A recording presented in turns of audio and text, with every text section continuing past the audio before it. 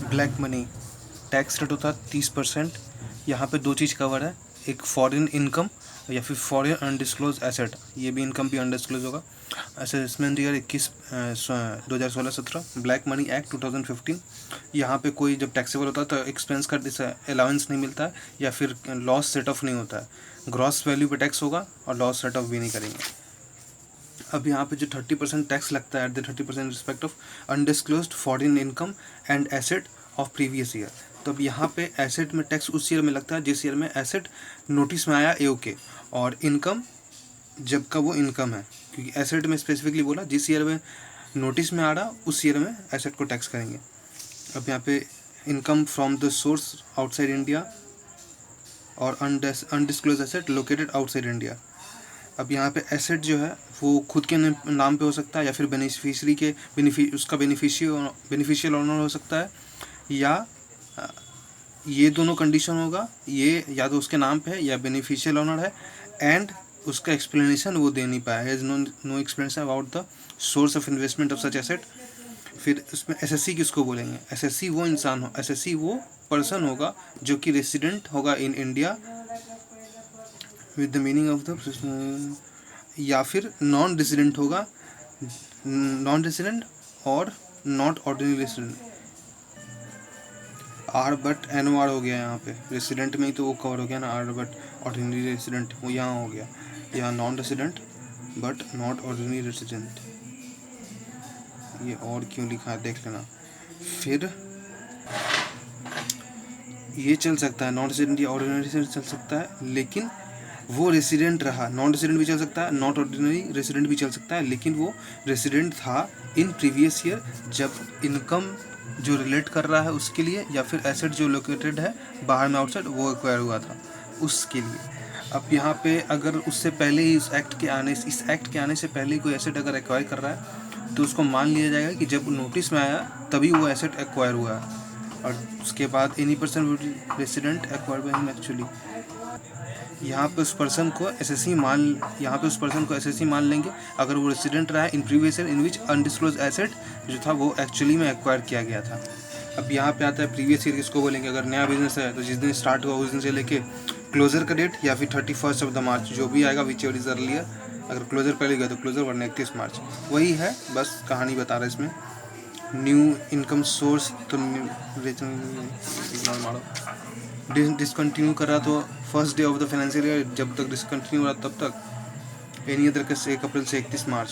ठीक है। अब यहाँ पे FMB जो एसेट होगा वो 1 अप्रैल और पता जिस ईयर में चला उस ईयर का डेट पे लेंगे वैल्यू। अब value of the year when asset come in notice of the year, FMB के एसेट के केस में एक बार एक्सप्लेन करेंगे इसको। अब यहाँ पे वैल्यू क्या लेंगे एसेट का, अनडिस्क्लोज एसेट का वैल्यू क्या लेंगे? तो bullion jewellery, precious stone, archaeological collection, drawing, painting, sculpture, any other work of art. उसके बाद यहाँ पे आते हैं unquoted security and shares other than equity, equity के बिना unlisted shares with except equity. फिर उसके बाद आता है इमूवेबल प्रॉपर्टी। ठीक है, तो यहाँ पे क्या क्या और एनी अदर कवर क्या क्या हो गया? कवर हो गया बुलियन, उधर आर्कोलॉजिकल वाला, फिर ये unquoted, except equity, immovable property. ये सारा में जो कॉस्ट ऑफ एक्विजिशन होता है या फिर NRV on date of valuation whichever is higher बोलेंगे। बचा क्या उसके बाद? कोटेड बचा, equity share, unquoted equity share बचा और बैंक बचा। ये तीन का अलग है। ये तीन के लिए क्या है? कोटेड में तो पता सिंपल कॉस्ट ले लेंगे या फिर एवरेज ऑफ लोएस्ट और हाईएस्ट प्राइस उस कंट्री में जो लिस्टेड है जहाँ पे उस दिन वैल्यूएशन के डे पे ये एवरेज ले लेंगे उसका, विच इज हायर। उस दिन ट्रेडिंग नहीं हुआ था वैल्यूएशन डे पे तो उसके पहले वाला डे का ले लेंगे। ये हो गया कोटेड का। अब एक आता है बैंक और अनकोटेड इक्विटी का। अनकोटेड इक्विटी का थोड़ा अलग है ये। इसमें A+B यानी asset, book value of asset, B है मतलब फेयर वैल्यू ऑफ कुछ asset minus liability divide by PE into PV, जितना पोर्शन के लिए ये पेमेंट किया इसका कितना शेयर है वो, और ये टोटल कैपिटल पेड। तो ये वर्थ नेटवर्थ निकलता है।